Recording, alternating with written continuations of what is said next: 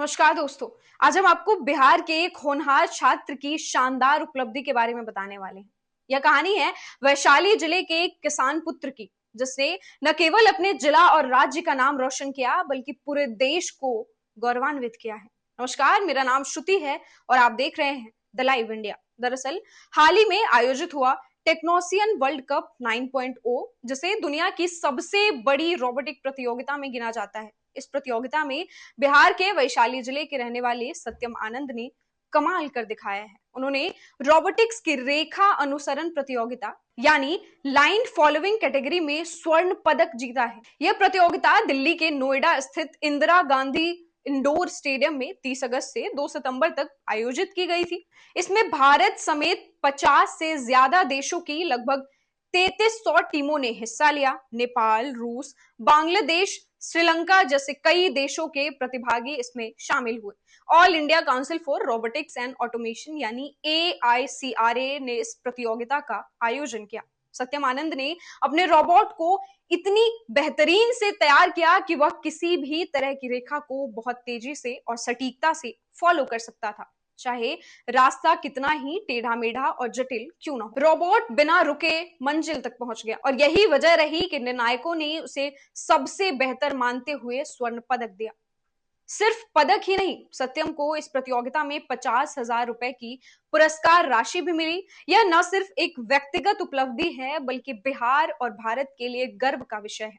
सत्यम आनंद वैशाली जिले के महुआ प्रखंड के नीलकंठपुर गांव के रहने वाले हैं। उनके पिता खेती किसानी करते हैं, यानी यह सफलता किसी बड़े शहर या विशेष सुविधाओं वाले परिवार से नहीं आई, बल्कि एक साधारण किसान परिवार के बेटे ने यह बड़ा मुकाम हासिल किया है। सत्यम बचपन से ही पढ़ाई में होशियार रहे हैं। उन्होंने बताया कि जब वह चौथी कक्षा में थे तभी से उन्हें विज्ञान और तकनीक में इंटरेस्ट था। स्कूल में जब भी कोई साइंस एग्जीबिशन होता, हर बार उसमें हिस्सा लेते थे और अपने आइडिया से सबको चौंका देते थे। आज वही लगन और मेहनत उन्हें यहाँ तक लेकर आई है।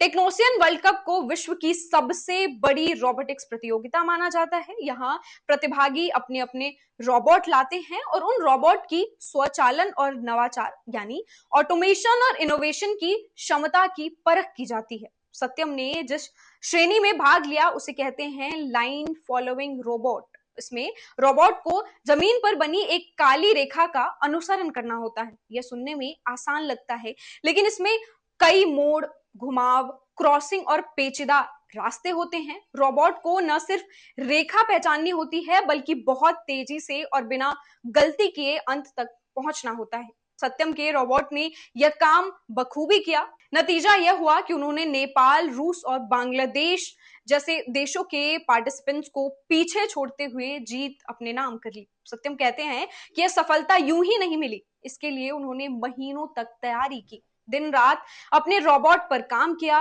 कभी कोडिंग में दिक्कत आती तो कभी सेंसर काम नहीं करता तो कभी रोबोट ट्रैक से भटक जाता, लेकिन हार नहीं मानी। सत्यम की इस उपलब्धि से उनका गांव नीलकंठपुर ही नहीं, पूरा वैशाली जिला गर्व महसूस कर रहा है। लोग कहते हैं कि किसान का बेटा भी विज्ञान और तकनीक की दुनिया में बड़ा नाम कमा सकता है, बस जरूरत है मेहनत और लगन की। सत्यम आनंद की यह जीत सिर्फ एक मेडल तक सीमित नहीं है, यह देश भर के छात्रों और युवाओं के लिए प्रेरणा है, खासकर उन बच्चों के लिए जो छोटे गांव कस्बों से आते हैं और सोचते हैं उनके पास बड़े अवसर नहीं है।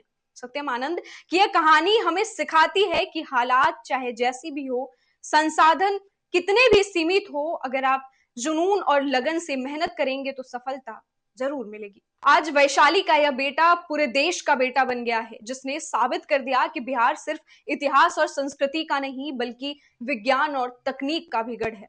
नमस्कार।